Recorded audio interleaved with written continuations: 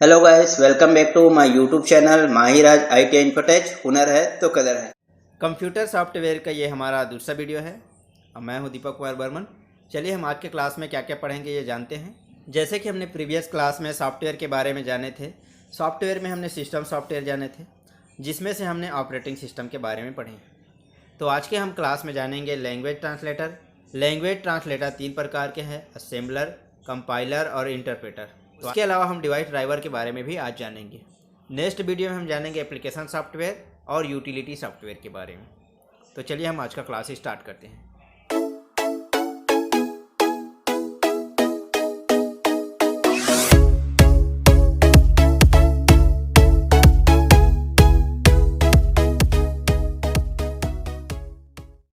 Language translator software. तो language translator software क्या होता है? ये भी सिस्टम सॉफ्टवेयर का ही भाग है।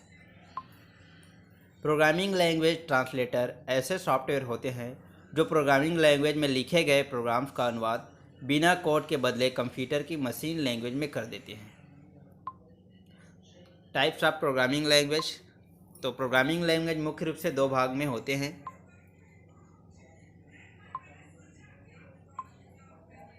एक आपका लो लेवल लैंग्वेज, दूसरा हाई लेवल लैंग्वेज।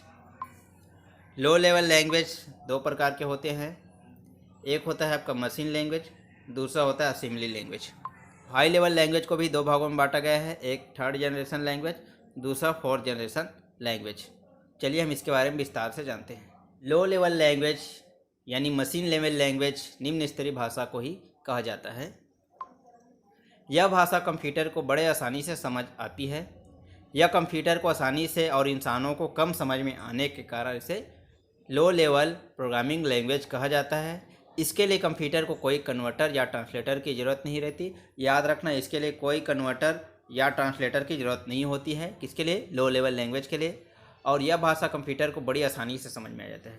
तो क्या होता है, कंप्यूटर को तो ये बड़ी आसानी से समझ में आ जाता है, मगर इंसानों को ये थोड़ा सा कम समझ में आता है। ठीक है, लो लेवल लैंग्वेज क्या होता है? मशीन लैंग्वेज होता है, और मशीन लैंग्वेज कंप्यूटर अच्छी समझ लेता है पर इंसान उसको नहीं समझ पाता है। लो लेवल प्रोग्रामिंग लैंग्वेज को कंप्यूटर के लिए कोई कन्वर्टर या ट्रांसलेटर की ज़रूरत नहीं होती है। Types of low level programming language.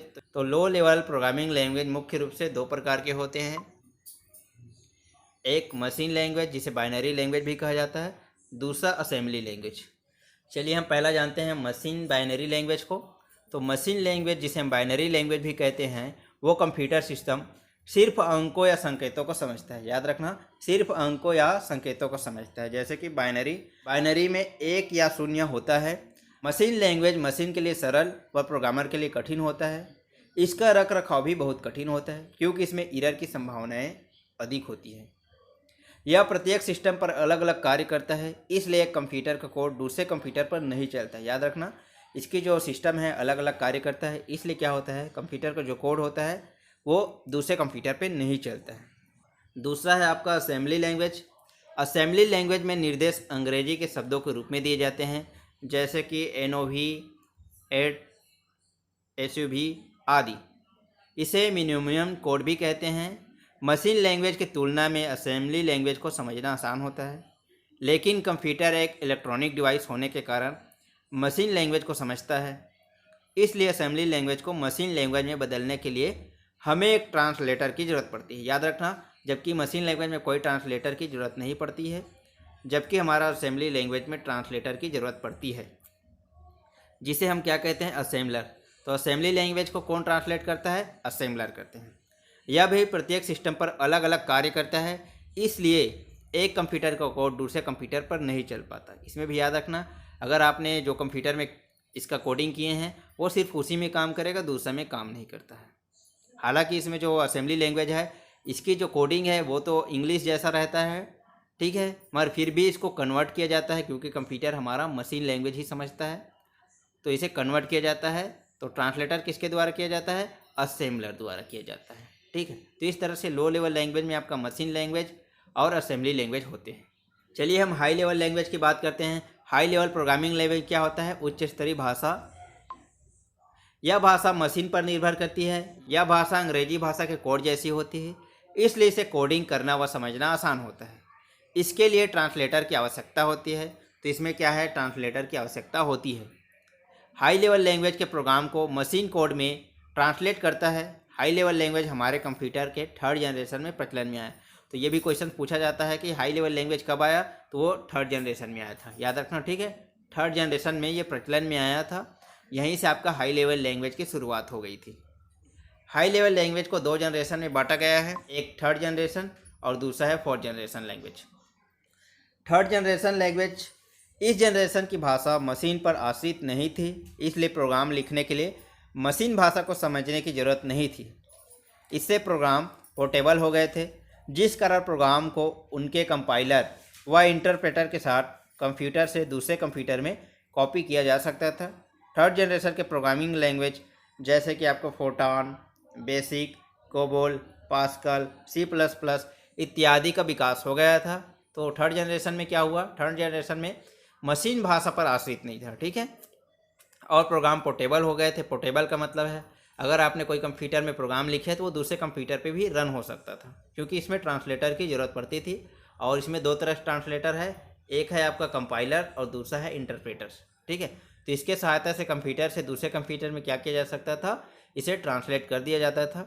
तो सबसे पहले जो थर्ड जनरेशन में आपका प्रोग्रामिंग लैंग्वेज आया था वो है फोर्टान, बेसिक, कोबोल, पास्कल, C++।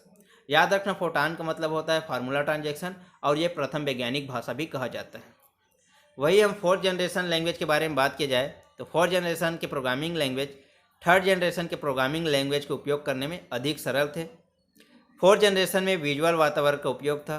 यहाँ पर याद रखना, विजुअल वातावरण का उपयोग होने लग गया था, यानी विजुअल वातावरण में प्रोग्रामिंग बटन, यहाँ पर क्या हो गया था, बटन, लेबल, टेक्स्ट बॉक्स जैसे आइटम व ड्रैग और ड्रॉप भी हो गया। तो इसके लिए भी टूल बार का उपयोग करते थे, और माइक्रोसॉफ्ट विजुअल स्टूडियो और जावा स्टूडियो इनके उदाहरण हैं, ठीक है। अब हम समझते हैं प्रोग्रामिंग लैंग्वेज ट्रांसलेटर कितने प्रकार के हैं। तो types of programming language translator. Programming language translator मुख्य रूप से तीन भाग में होते हैं। पहला आपका असेंबलर, दूसरा कंपाइलर, तीसरा इंटरप्रेटर। याद रखना, आपका कंपाइलर और इंटरप्रेटर क्या होता है, हाई लेवल लैंग्वेज में उपयोग होता है, जबकि असेंबलर वो लो लेवल लैंग्वेज में होता है, ठीक है, यानी LLL, लो लेवल लैंग्वेज। और कंपाइलर और इंटरप्रेटर क्या होता है, हाई लेवल लैंग्वेज में प्रयुक्त होते थे। तो हम जानते हैं असेंबलर के बारे में। यह एक ऐसा प्रोग्राम होता है जो असेंबली लैंग्वेज में लिखे गए प्रोग्राम को पढ़ता है और उसका अनुवाद मशीनी भाषा में कर देता है। असेंबली लैंग्वेज के प्रोग्राम को सोर्स प्रोग्राम कहा जाता है। तो इसे क्या कहा जाता है, सोर्स प्रोग्राम कहा जाता है, ठीक है। असेंबली लैंग्वेज के प्रोग्राम को सोर्स प्रोग्राम कहा जाता है। इसका मशीनी भाषा में अनुवाद होने के बाद जो प्रोग्राम प्राप्त होता है उसे ऑब्जेक्ट प्रोग्राम कहा जाता है। ये भी याद रखना आपको, ठीक है। मशीनी भाषा में अनुवाद होने के बाद प्रोग्राम को क्या कहते हैं, ऑब्जेक्ट प्रोग्राम कहते हैं। तो असेंबलर क्या है, असेंबली भाषा में लिखे गए जो प्रोग्राम्स होते हैं उसे ट्रांसलेट करते हैं असेंबलर द्वारा, ठीक, जो कि एक लो लेवल लैंग्वेज के अंतर्गत आते हैं। कंपाइलर यह एक ऐसा प्रोग्राम होता है जो किसी प्रोग्रामर द्वारा हाई लेवल लैंग्वेज में लिखे गए सोर्स प्रोग्राम का अनुवाद मशीनी भाषा में करता है।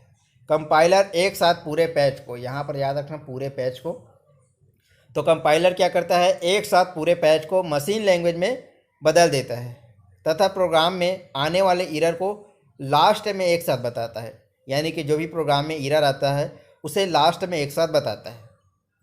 प्रत्येक हाई लेवल लैंग्वेज के लिए एक अलग कंपाइलर की आवश्यकता पड़ती है। यानी आपका हाई लेवल लैंग्वेज है तो उसके लिए एक अलग से कंपाइलर की आवश्यकता पड़ती है। तो कंपाइलर क्या करता है, एक साथ पूरे पेज को ट्रांसलेट कर देता है, अनुवाद कर देता है।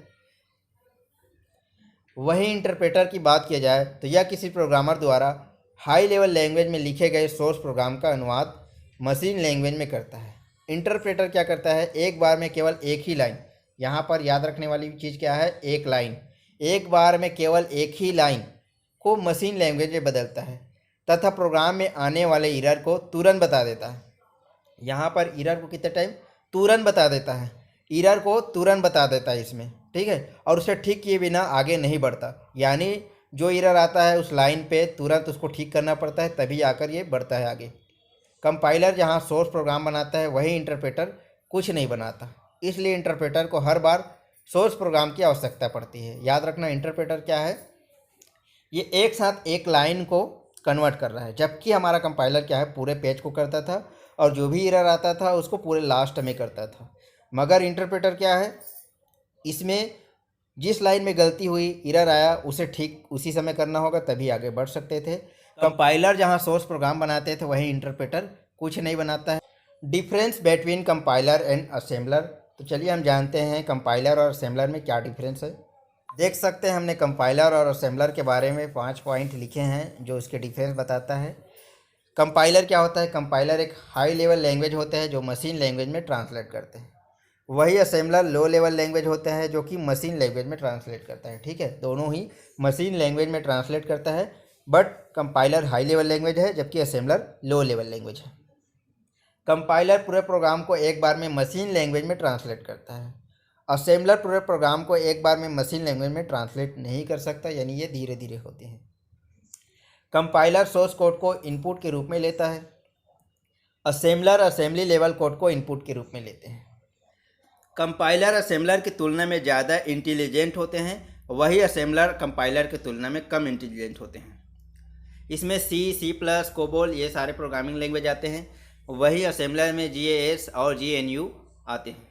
चलिए हम इसमें जानते हैं difference between compiler and interpreter. तो कंपाइलर और इंटरप्रेटर में क्या अंतर है। कंपाइलर और इंटरप्रेटर के बारे में भी हम 5 पॉइंट लिखे हैं। कंपाइलर क्या होता है, यह पूरे प्रोग्राम को एक साथ मशीन लैंग्वेज में ट्रांसलेट कर देता है, जबकि इंटरप्रेटर क्या होता है, यह प्रोग्राम को एक एक लाइन को मशीन लैंग्वेज में ट्रांसलेट करता है। कंपाइलर या पूरे प्रोग्राम के एरर को एक साथ ट्रांसलेट करने के बाद बताता है, जबकि इंटरप्रेटर क्या होता है, यह एक लाइन को मशीन लैंग्वेज में ट्रांसलेट करने के बाद एरर को बताता है और उसे ठीक किए बिना आगे नहीं बढ़ता। कंपाइलर इसे सोर्स कोड को मशीन लैंग्वेज में ट्रांसलेट करने में कम समय लगता है।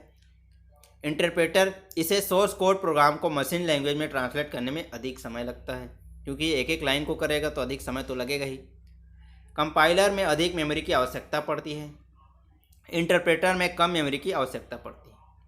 कंपाइलर में C प्लस, कोबोल इत्यादि भाषा होते हैं, वही इंटरप्रेटर में basic, visual basic, Python, Ruby इत्यादि होते हैं।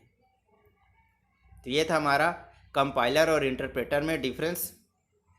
अब हम जानते हैं डिवाइस ड्राइवर के बारे में। डिवाइस ड्राइवर क्या होते हैं, तो ये भी सिस्टम सॉफ्टवेयर के अंतर्गत आते हैं। डिवाइस ड्राइवर एक तरह का सॉफ्टवेयर होता है। यह क्या है, एक तरह का ये सॉफ्टवेयर होते हैं जो कंप्यूटर से जुड़े किसी हार्डवेयर को चलाने में सहायक होता है। यह हार्डवेयर डिवाइस के लिए सॉफ्टवेयर इंटरफेस प्रदान करता है। ठीक है, फॉर एग्जाम्पल आपका keyboard, mouse, plotter, printer, monitor, इन सभी के लिए हम क्या करते हैं, डिवाइस ड्राइवर इंस्टॉल करते हैं कंप्यूटर में, तब जाकर हमारा ये डिवाइस रन करता है, जिससे एक इंटरफेस प्रोवाइड करते हैं। ये सब डिवाइस ड्राइवर पेरिफेरल डिवाइस के लिए लगते हैं, जो कि कंप्यूटर सिस्टम में चलाने के लिए उपयुक्त होता है। तो आज का वीडियो में हमारा यहीं तक था, जिसमें हमने जाना लैंग्वेज ट्रांसलेटर के बारे में और डिवाइस ड्राइवर के बारे में। कल के वीडियो में हम जानेंगे एप्लीकेशन सॉफ्टवेयर और यूटिलिटी सॉफ्टवेयर के बारे में। तो चलिए हम नेक्स्ट वीडियो पर मिलेंगे। वीडियो अच्छा लगा होगा तो लाइक ज़रूर करें और अपने IIT साथी को ज़रूर शेयर करें।